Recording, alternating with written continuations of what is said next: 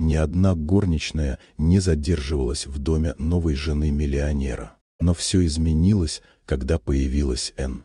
Особняк на Уиллоу-Лейн был известен всему городу, и не только из-за роскоши. Слуги там не выдерживали, кто 3 дня, кто до обеда. Все уходили дрожащими. Причина – Изабелл Райкер, холодная и красивая жена стареющего миллионера Малкольма Райкера. Изабелл никогда не кричала, ее слова ранили сильнее ударов. Она властвовала взглядом, словом, улыбкой. Никто не осмеливался ей перечить, пока не пришла Энн. Энн была старше, с усталым лицом и добрыми глазами. Она устроилась горничной ради сына Джамала, мальчика, нуждавшегося в лечении. Уже в первый день Изабелл ударила Энн за случайно пролитое ведро воды. Но Энн лишь опустила голову и ответила: «Простите, мэм, я сделаю лучше».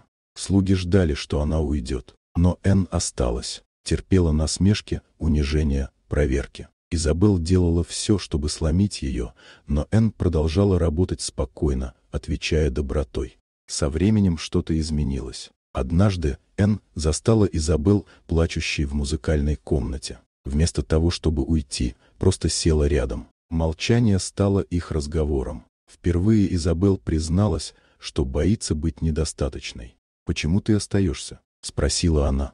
«Потому что вам нужен кто-то, кто не уйдет», — ответила Энн. После этого Изабелл изменилась. Она перестала кричать, начала благодарить, даже налила Энн кофе собственноручно.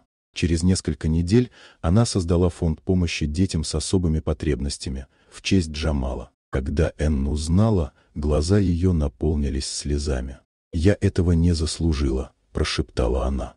«Может быть, зато я заслужила», — ответила Изабелл. Энн стала главной в доме. Атмосфера изменилась. Смех вместо страха, доброта вместо приказов.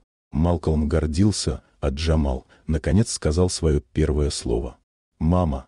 Вечером, глядя на звезды, Изабелл сказала: «Я думала, сила — это контроль, но ты показала, что сила — это доброта». Энн улыбнулась. «А ты доказала, что любое сердце можно открыть». Так особняк на Уиллоу-Лейн стал символом перемен и напоминанием, что одна добрая женщина может изменить все.